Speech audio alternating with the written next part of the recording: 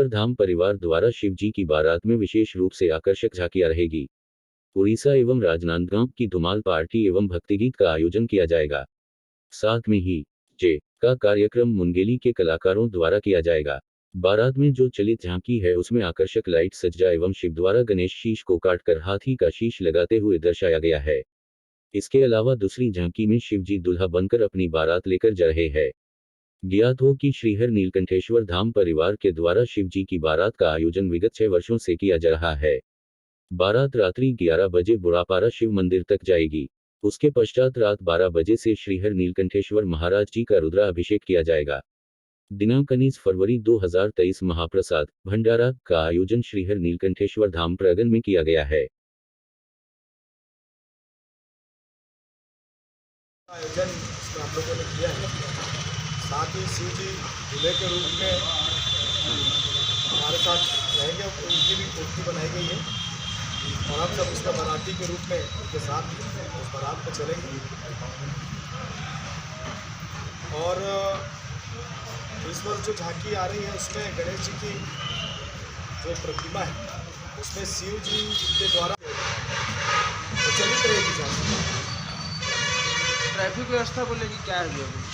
Traffic के लिए हमने एडिशनल साहब से निवेदन किया है कि उसमें पुलिस बल की व्यवस्था दें और हमारे भी वॉलेंटियर्स रहते हैं जो हमारे समिति के कार्यकर्ता लोग हैं, वो लोग सड़क को बाधित ना हो ऐसा प्रयास करते हुए चलते हैं।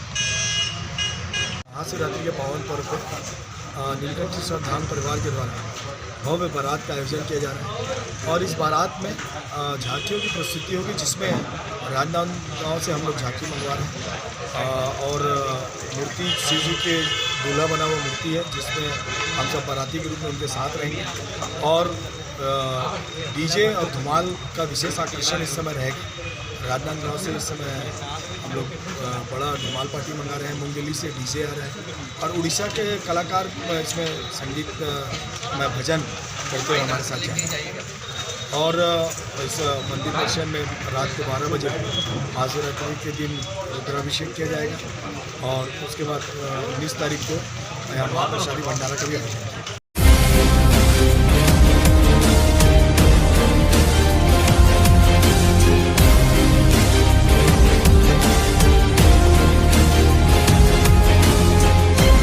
प्रसिद्ध बाबा बैजनाथ महादेव मंदिर में शिवरात्रि के अवसर पर भक्तों का मेला लगेगा। भारत का एकमात्र यह मंदिर ऐसा है जहां आजादी से पहले कर्नल मार्टिन द्वारा मंदिर जीर्णोद्धार कराया गया था। महाशिवरात्रि पर करीब 1 लाख से अधिक श्रद्धालुओं के आने का अनुमान प्रशासन द्वारा लगाया जा रहा है। महाशिवरात्रि के एक दिन पूर्व महादेव का आकर्षक श्रृंगार किया गया व मंदिर को फूलों से सजाया गया। बाबा बैजनाथ को दूल्हे के रूप में श्रृंगारित किया गया। महाशिवरात्रि को लेकर पुलिस एवं प्रशासन द्वारा व्यापक व्यवस्थाएं की गई है। मंदिर परिसर से लेकर पार्किंग स्थल तक करीब 300 से अधिक पुलिसकर्मी, एएसपी, 2-4 निरीक्षक, 10 सहायक निरीक्षक, 2 सूबेदार सहित दर्जनों अधिकारी व्यवस्था बनाए रखने के लिए तैनात रहेंगे। वहीं श्रद्धालुओं के लिए करीब 100 क्विंटल फरियाली खिचड़ी तैयार होने का सिलसिला भी आरंभ हो चुका है। मंदिर परिसर की व्यवस्था को 4 जोन में बांटा गया है। प्रत्येक जोन में 10-10 पटवारियों की ड्यूटी लगाई गई है। नगर पालिका सफाई व्यवस्था संभालेगी। स्वास्थ्य विभाग की ओर से चिकित्सक दल मौजूद रहेगा। आगर मालवा से धीर फाड़ा की रिपोर्ट।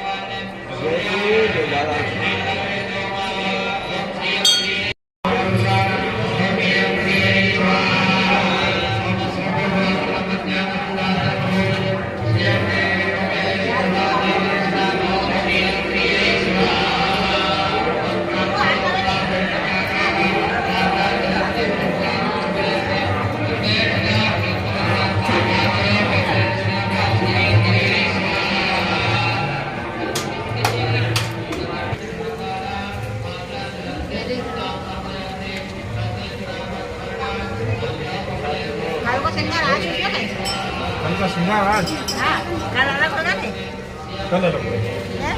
कल अलग होगा। कल होगा। ये पता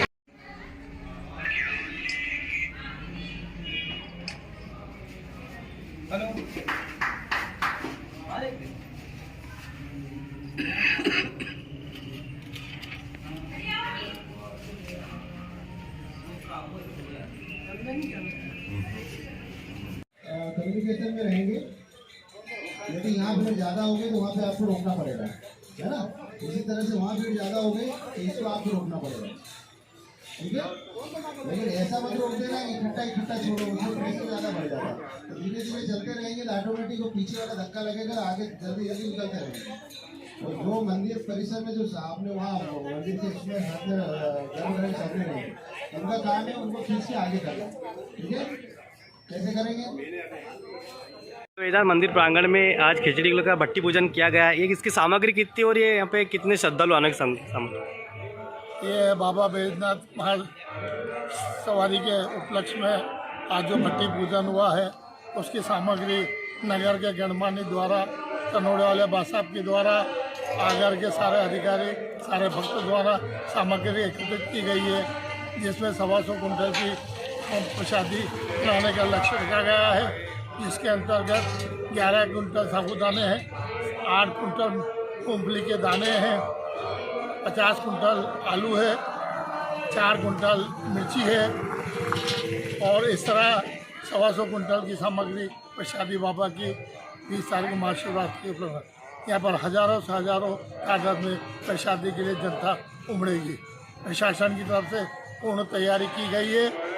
भक्त मंडल द्वारा पूरा कार्यक्रम तैयार किया गया है। सारे भक्त मंडलों का हमको सहयोग प्राप्त है, नगर के गणमान्यों द्वारा हमको सहयोग प्राप्त है और ऐसा ही सहयोग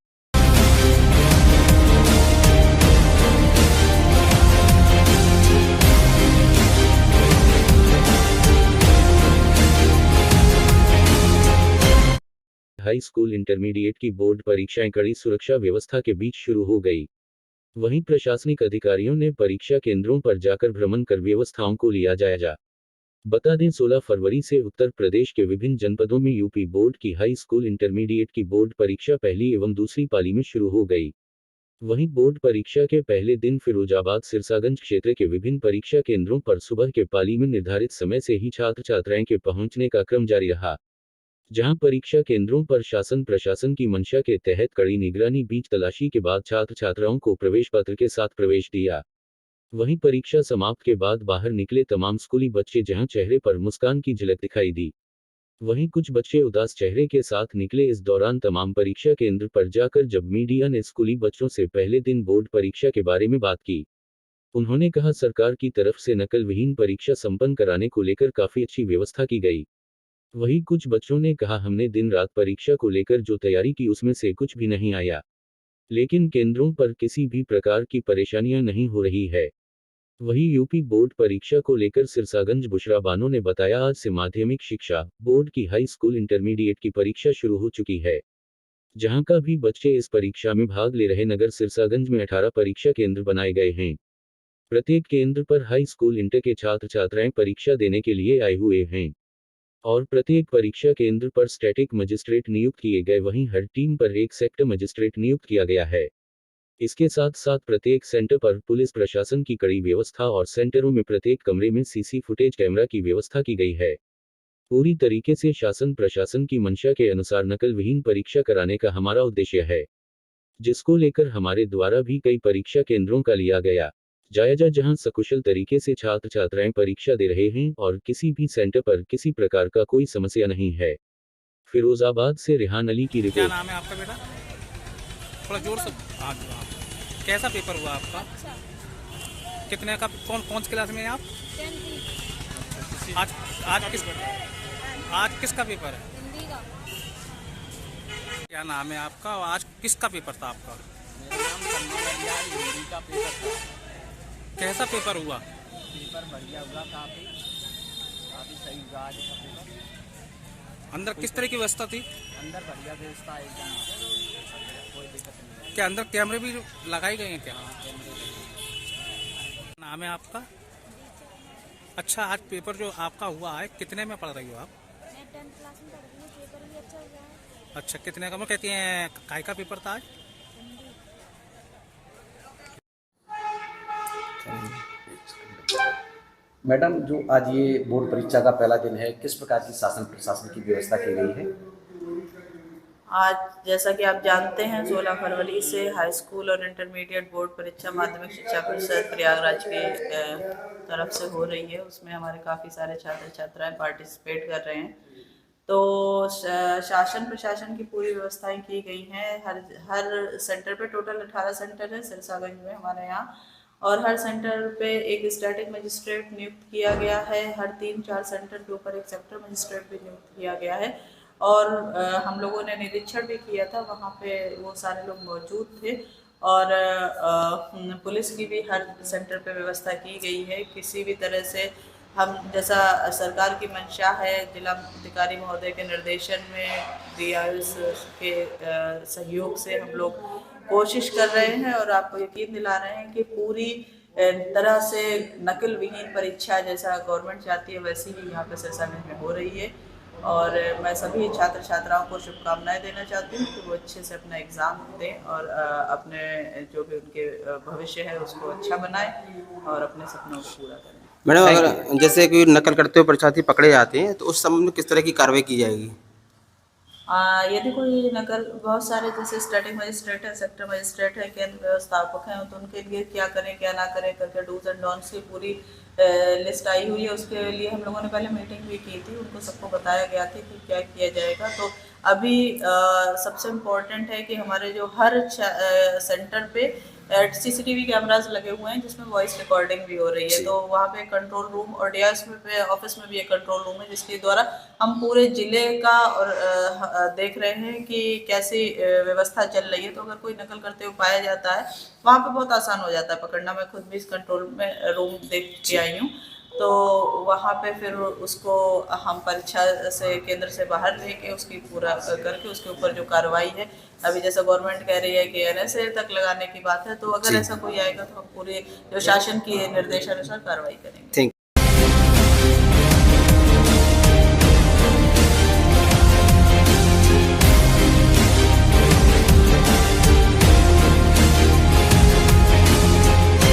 फिरोजाबाद रोड स्थित एक मैरिज होम पर शादी समारोह में पहुंचे समाजवादी पार्टी के राष्ट्रीय महासचिव प्रो रामगोपाल यादव ने भाजपा सरकार पर जमकर जुबानी हमला बोला। उन्होंने सरकार के इन्वेटर सबमिट को फ्रॉड बताया। प्रो रामगोपाल यादव तीसरे पहर 4 बजे मैरिज होम पर पहुंचे, जहां उन्होंने पत्रकारों के सवालों के जवाब दिए।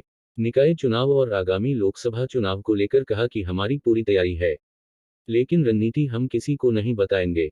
हनुमानगढ़ी के महंत के साथ स्वामी प्रसाद मौर्य के कार्यकर्ताओं द्वारा मारपीट के मामले में कहा कि हमें इसकी जानकारी नहीं है। इन्वेस्टर सबमिट के सवाल पर उन्होंने कहा कि इस तरह का कार्यक्रम मुख्यमंत्री पहले भी करा चुके हैं। दूसरा कार्यकाल आ गया, उसका पैसा अभी तक धरातल पर नहीं आया। हिंदुस्तान का बजट 45 लाख करोड़ का है, इन्हें 33 लाख करोड़ कौन देगा? यह सब फ्रॉड है। इस तरह का पैसा उत्तर प्रदेश में नहीं आने वाला है। बुंदेलखंड में 2 एक्सप्रेस बनाए जाने के सवाल पर कहा कि अच्छा है एक्सप्रेसवे बनाएं। अभी तक गंगा एक्सप्रेसवे पर काम नहीं शुरू करा सके, जमीन अधिग्रहित नहीं हो सकी है। पूर्वांचल में अखिलेश यादव ने जमीन अधिग्रहण करा दी थी, जिससे वहां एक्सप्रेसवे बन गया। यह कोई नया एक्सप्रेसवे नहीं बना सके हैं। शिवपाल यादव के पार्टी से जुड़ने के सवाल पर कहा कि वह पहले भी सपा में थे, बीच में कुछ मनमुटाव था, लेकिन चुनाव भी सपा के चिन्ह पर लड़े थे। कानपुर घटना को लेकर उन्होंने कहा कि बुलडोजर चलाने का कहीं कानून में कोई उल्लेख नहीं है। यदि कोई चलाता है तो यह कानून अपराध है। जो लोग किसी पर बुलडोजर चलाते हैं या फिर चलवाने का आदेश देते हैं, वह कानून का उल्लंघन करते हैं। उन्होंने कानपुर घटना की कड़ी निंदा की। उन्होंने कहा कि असली दोषी तो हैं जिन्होंने इस प्रकार का आदेश दिया, उनके खिलाफ कोई मुकदमा नहीं लिखा गया। उन्होंने कहा कि बीजेपी से चुने गए जनप्रतिनिधियों की नहीं चल रही है, पूरी बागडोर मुख्यमंत्री ने अपने हाथ में ले रखी है। युवाओं को नौकरी देने के नाम पर उन्होंने कहा कि नियुक्ति पत्र मुख्यमंत्री दे रहे हैं। फिरोजाबाद से रेहान अली की रिपोर्ट।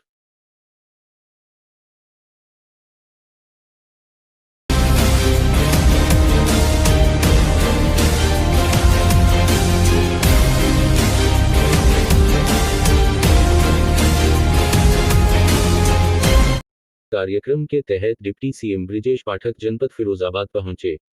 उनका उड़न खटोला जिला मुख्यालय सिविल लाइंस दवरई पर उतरा, जहां पर सदर विधायक मनीष असीजा संघ जिलाध्यक्ष राकेश शिंखवार ने उनकी जोरदार आगवानी की गई। जिसके बाद डिप्टी सीएम सीधे सिरसागंज सीएससी का निरीक्षण करने पहुंचे, जहां उन्होंने पत्रकारों से बातचीत करते हुए बताया कि पहले के उत्तर प्रदेश में और आज के उत्तर प्रदेश में कितना अंतर है।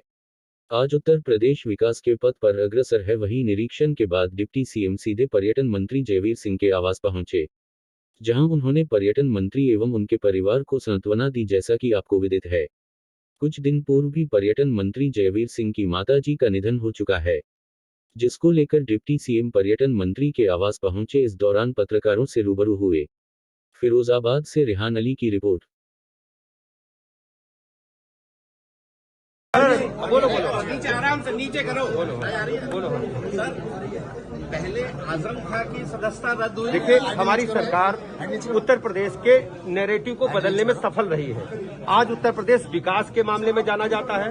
सर्वाधिक इंफ्रास्ट्रक्चर हमारे पास है। हमारे पास सर्वाधिक, भारत में जितने भी एक्सप्रेस है सर्वाधिक उत्तर प्रदेश में है। सर्वाधिक एयरपोर्ट्स हैं। बिजली लगातार मिल रही है। बेसिक शिक्षा के स्कूलों का कायाकल्प हुआ है। पंचायत भवन बने हैं। अब उत्तर प्रदेश को विकास के मामले में जाना जाता है। हम आर्थिक मोर्चे पर सीढ़ी नंबर 1 पर आ जाएंगे।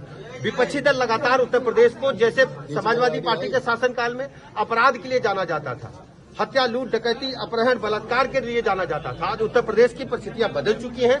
उत्तर प्रदेश के लोग समझ चुके हैं कि भारतीय जनता पार्टी ही, आदरणीय मोदी जी ही प्रदेश को आगे बढ़ा सकते हैं, देश को आगे बढ़ा सकते हैं। उत्तर प्रदेश तेजी के साथ विकास के पथ पर आगे बढ़ रहा है।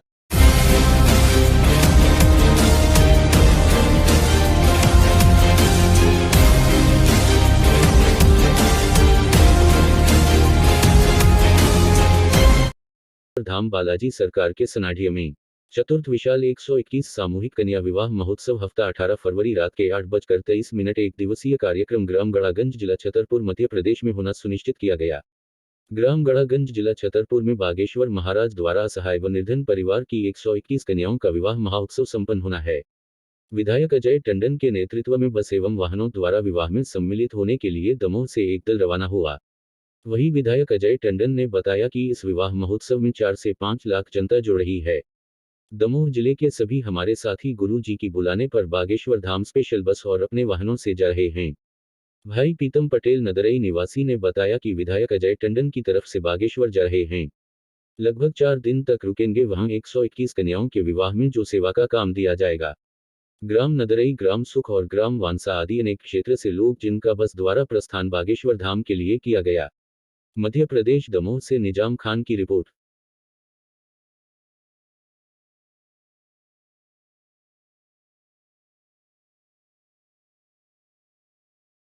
आप सबको विदित ही है, बागेश्वर धाम में गुरुजी के द्वारा 121 गरीब कन्याओं का विवाह करवाया जा रहा है और इन कन्याओं को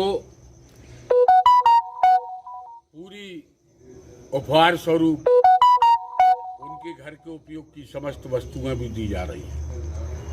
और दमोह का सेवा मंडल जो है, बागेश्वर धाम सेवा मंडल, आज स्पेशल बस से, अपनी खुद की गाड़ियों से, 4 व्हीलर से करीब 150 लोग सेवा करने के लिए आज ही रात में प्रस्थान कर रहे हैं, जो कि वहाँ भोजन व्यवस्था संभालेंगे, वहाँ की पार्किंग व्यवस्था संभालेंगे, वहाँ की मेला व्यवस्था संभालेंगे।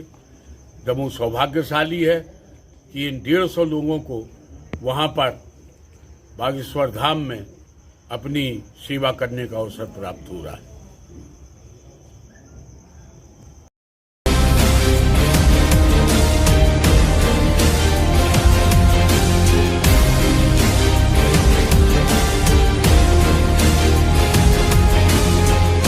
खबर आ रही है, जहां पन्ना जिले के अजयगढ़ में बीजेपी की आम सभा से पहले कोगरसा के डवालों में लगे पोस्ट टाउन की गई पुताई, कलेक्टर के आदेश पर कर रहे पुताई। आज अजयगढ़ में केंद्रीय श्रम मंत्री भूपेंद्र यादव, खनिज मंत्री बियाजेंद्र प्रताप सिंह, वन मंत्री विजय शाह, बीजेपी प्रदेश अध्यक्ष बीडी शर्मा और प्रभारी मंत्री रामकिशोर कवरे हितग्राही सम्मेलन में हो रहे शामिल। पन्ना से टाइगर खान की रिपोर्ट।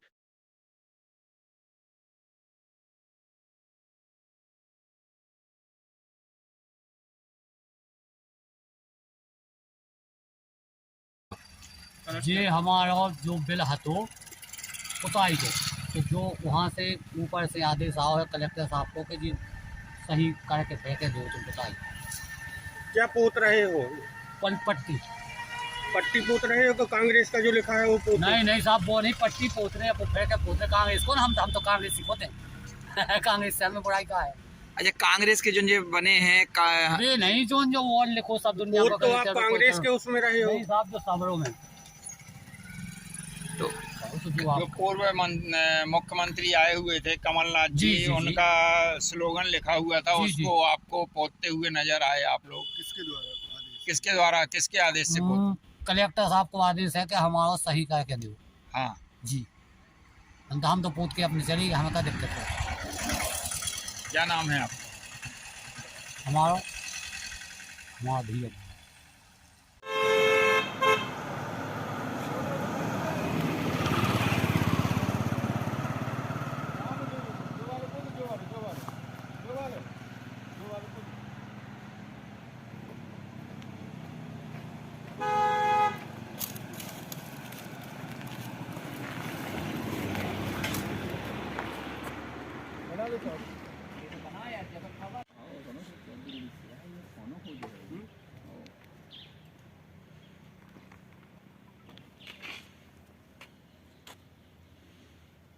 स्लोगन पे पोता चूना, अक्षर है कमलनाथ वाली। इस कमलनाथ के स्लोगन पे पोता चूना।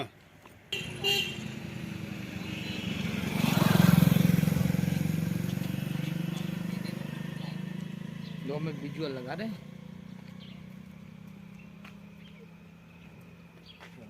चलो पीछे ही पड़ गया। जो बिल हतो उताई को, तो जो वहाँ से ऊपर से आदेश आओ है कलेक्टर साहब को कि जी सही करके फेंके दो तुम बताई। क्या पोत रहे हो? पट्टी पोत रहे हो? तो कांग्रेस का जो लिखा है वो पोत? नहीं साहब, वो नहीं, पट्टी पोत रहे हैं, फेंके पोत रहे कांग्रेस को ना। हम तो कांग्रेस ही होते हैं कांग्रेस से हमें बुराई का है। अच्छा, कांग्रेस के जो बने हैं ये नहीं जो और लिखो सब दुनिया को। तो आप कांग्रेस के उसमें रहे हो? नहीं साहब, जो सबरों में जो पूर्व मुख्यमंत्री आए हुए थे कमलनाथ जी, उनका स्लोगन लिखा हुआ था, उसको आपको पोतते हुए नजर आए आप लोग। किसके आदेश से पोते? कलेक्टर साहब को आदेश है कि हमारा सही करके दो।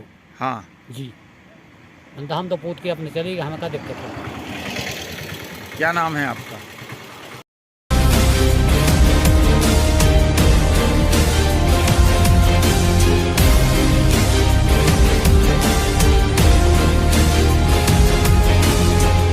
अपनी 20 सूत्री मांगों को लेकर जिला अस्पताल और मेडिकल कॉलेज के डॉक्टर आज 2 घंटे के लिए रहे हड़ताल पर।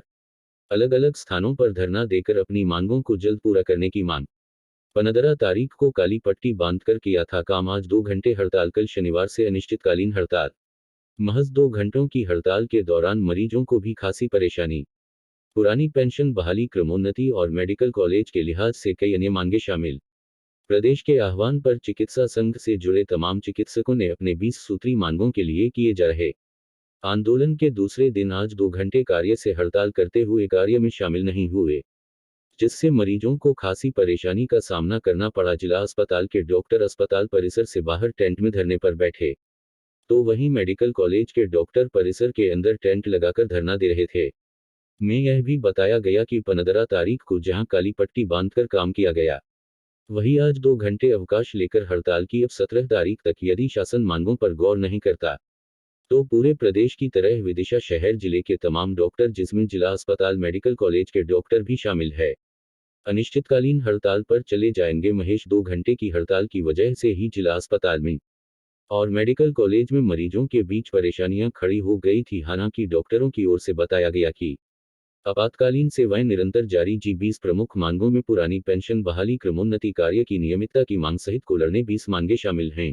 जायज मांगे हैं, उनको आप शिल्पकार की रिपोर्ट समझें और जल्द से जल्द मांगों को पूरी करने की प्रयास करें, जिसमें कि हमको चिकित्सा सुविधा पूरी तरह से बंद करने के विवश ना होने पड़े, हमारे जनता परेशान ना हो, हमारे जनप्रतिनिधि परेशान ना हो।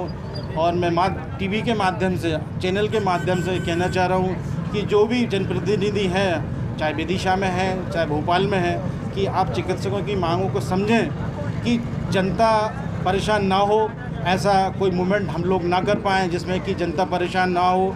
तो मेरी माननीय मुख्यमंत्री जी से निवेदन है कि हमारे चिकित्सकों की मांगों को उचित ध्यान देकर उसका निर्णय कर ये आंदोलन रुकवाने का प्रयास करें। मैं डॉक्टर सुरेंद्र कुमार सोनकर जिला चिकित्सालय में पदस्थ हूँ। आज चिकित्सा महासंघ के संयुक्त तत्वाधान में ये 3 दिवसीय आंदोलन शुरू हुआ है। कल 15 फरवरी को काली पट्टी लगाकर चिकित्सकों ने सरकार के विरुद्ध अपना विरोध किया था और अभी तक कोई सरकार से चर्चा महासंघ के लेवल पर मेडिकल टीचर्स एसोसिएशन के उस पर या मेडिकल ऑफिसर की कोई चर्चा नहीं हुई है।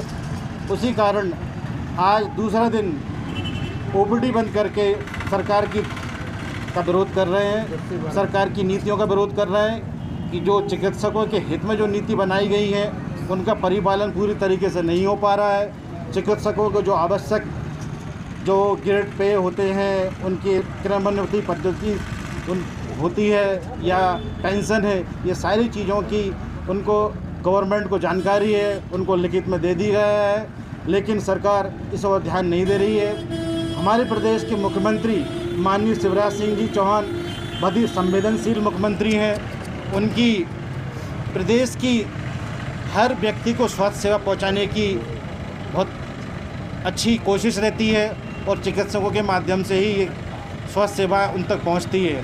हमारे चिकित्सक चाहे कॉलेज में हो, चाहे डिस्ट्रिक्ट में हो, पीएचसी लेवल पे हो, सीएससी लेवल पे हो, हर लेवल पर उपस्थित होकर वहाँ की जनता को जो गवर्नमेंट की नीतियाँ होती है, गवर्नमेंट के जो आदेश होते हैं, गवर्नमेंट के जो अनुपालन होते हैं, उनको करके उस जनता को, उस गांव को, उस ज़िले को तक पहुंचाती है। कोविड के समय भी सभी डॉक्टर्स ने एक कंधे से कंधा मिला के कोविड को कैसे मैनेज किया था, ये माननीय प्रधानमंत्री जी मोदी जी भी जानते हैं। उन्होंने डॉक्टर्स के ऊपर वर्षा करवाई थी जब डॉक्टर्स सैनिक बनकर पूरे देश में निकले थे। हमारे आईएमए के हज़ारों डॉक्टर्स इसमें उन्होंने अपनी आहुति दे दी और कई डॉक्टर्स अभी भी कोविड से पीड़ित है, जिनको कि पैरों में प्रॉब्लम है, किसी को लंग में प्रॉब्लम है। कम से कम 3000 डॉक्टर्स तो हमारे इसी आहुति में चले गए। ऐसे संवेदनशील प्रधानमंत्री जिन्होंने बहुत सहयोग किया, लेकिन हम माननीय मुख्यमंत्री जी जो कि बोलते हैं कि डबल इंजन की सरकार है, हम उनसे निवेदन करते हैं कि आप हमारी मांगों को उचित ध्यान दें। आप बहुत संवेदनशील हैं, आप स्वास्थ्य के प्रति आपकी बहुत गहन संवेदनशीलता रहती है। और आज यहाँ धरना प्रदर्शन दिया जा रहा है, क्या है मामला? मैं डॉक्टर नेहा जैन जिला चिकित्सालय विदिशा के प्रसूति विभाग में पदस्थ हूँ। एज गायनिक में काम करती हूँ। हम सभी डॉक्टर्स ने आज अपना 2 घंटे की इमरजेंसी सर्विसेज छोड़ के सारी ओपीडीज़ और बाकी सारी सर्विसेज बंद की हैं। हम लोग सरकार की नीतियों का विरोध कर रहे हैं, जिसमें हमारी 3 प्रमुख मांगें हैं। पहली हमारी मांग है कि हमारी जो पदोन्नति है वो नियम अनुसार अपने आप स्वतः की जाए, जिसके लिए हमें एक्स्ट्रा कोई एफर्ट्स ना लगाने पड़े। दूसरा हमारी डिमांड जो है वो कि जो आईएएस ऑफिसर्स को, जो नॉन मेडिकोस को हमारे चिकित्सा में या हमारी चिकित्सा की अधिकारों में उनको सम्मिलित किया जा रहा है, हमें कंट्रोल करने के लिए हम लोग उन सब चीज़ों का विरोध कर रहे हैं। और तीसरी हमारी जो डिमांड है, जो ओल्ड पेंशन स्कीम को चेंज करके पिछले कुछ सालों से नई पेंशन स्कीम लाई गई है, जिसमें हम डॉक्टर्स को बेवकूफ़ बनाया जा रहा है। हम चाहते हैं कि हमारी पुरानी पेंशन स्कीम को वापस लाया जाए। इन तीनों ही डिमांड्स के लिए हम लोग यहाँ पे अभी विरोध कर रहे हैं सरकार का। आज तो सिर्फ 2 घंटे की ओपीडी के हिसाब से विरोध किया जा रहा है, परंतु यदि